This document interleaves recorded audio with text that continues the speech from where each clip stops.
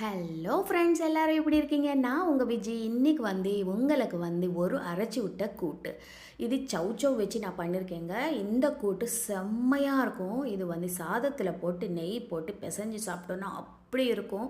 அதே மாதிரி நம்ம சப்பாத்தி, பரோட்டா, அப்புறம் ரொட்டி, புல்கா எல்லாம் பண்ணுவோம் இல்லையா, அதுக்கும் சூப்பரான சைட் டிஷ். பூரிக்கும் ரொம்ப நல்லாயிருக்கும். இந்த கூட்டு நீங்கள் யாராவது விருந்தாளிங்க வராங்கன்னா சூப்பராக இந்த கூட்டு ஒரு வாட்டி செஞ்சு பாருங்கள், செம்மையாக இருக்கும். இப்போ நம்ம என்ன பண்ணணும், சௌ நல்லா க்ளீன் பண்ணிட்டு தோல் எல்லாம் சீவிட்டு கட் பண்ணி எடுத்து வச்சுக்கணும்.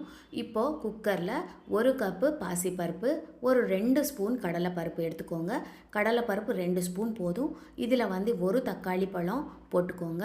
அப்புறம் மஞ்சள் பொடி போட்டுக்கோங்க. போட்டுட்டு இந்த பருப்பு நம்ம நல்லா வேக வச்சு எடுத்து வச்சுக்கணும். அதுக்காக நம்ம குக்கர் மூடிட்டு நம்ம ஒரு 2-3 விசில் வர வரைக்கும் இந்த பருப்பு நல்லா வேகிற வரைக்கும் வேக வச்சுருக்கணும். சௌச்சௌ இந்த மாதிரி பொடிசாக கட் பண்ணிக்கோங்க. அந்த சௌச்சவும் இதில் போட்டுக்கோங்க. சௌச்சௌ சீக்கிரம் வெந்துடும். பாசிப்பருப்பும் ஊற வச்சுருக்கோம், அதனால் அதுவும் சீக்கிரம் வெந்துடும். இப்போ நம்மளுக்கு அந்த கடலை பருப்பு கொஞ்சம் அங்கங்கே அப்படியே நடுவில் வரும், சூப்பராக இருக்குங்க. இப்போ நம்ம மூடி போட்டு ஒரு 2-3 விசில் வர வரைக்கும் இது வேக வச்சு எடுத்து வச்சுக்கலாம். இப்போது கடாய் சூடு பண்ணி அதில் 1 ஸ்பூன் எண்ணெய் விட்டுக்கோங்க. அதில் 2 ஸ்பூன் உளுத்தம் பருப்பு, 1 ஸ்பூன் ஜீரகம், ஒரு 3-4 காஞ்ச மிளகாய் நல்லா வறுத்து எடுத்துக்கோங்க. இது நல்லா செவந்து வந்துடணும். நல்லா வறுத்துட்டு இது என்ன பண்ணணும், நம்ம நல்லா ஆற வச்சுக்கணும். ஆற வச்சுட்டு இது நம்ம பேஸ்ட்டாக அரைக்க போகிறோம். இப்போ பார்த்திங்கன்னா உளுந்து நல்லா வறுத்துருச்சு. இப்போ நம்ம எடுத்து இதில் கொஞ்சோண்டு தேங்காய், ஒரு பாதி மூடி தேங்காய் இதில் போட்டுருங்க. போட்டுட்டு கொஞ்சோண்டு தண்ணி விட்டுட்டு இது மையாக அரைச்சிக்கணும். நல்லா சாஃப்டாக அரைச்சிக்கோங்க. இப்போ இதில் நம்ம ஒரு பாதி மூடி தேங்காய் போட்டுடலாம். இது கூட ஒரு அரை கப்பு தண்ணி ஊற்றிடலாம்.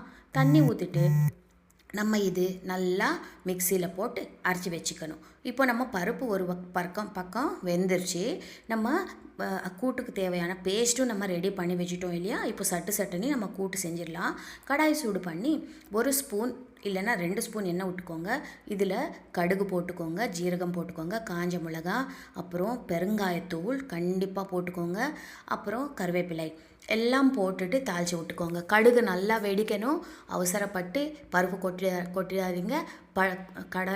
நம்ம போட்ட கடுகு நல்லா இது பண்ணாதான் நம்ம குழம்பு நல்லாயிருக்கும்.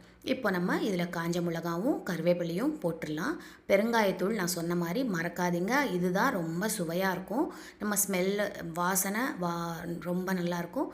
இப்போ இது நம்ம போட்டோம் இல்லையா, இதில் நம்ம முன்னாடியே வேக வச்சுருக்கிற பருப்பு இருக்கு இல்லையா, அந்த பருப்பு நல்லா வெந்துருச்சு.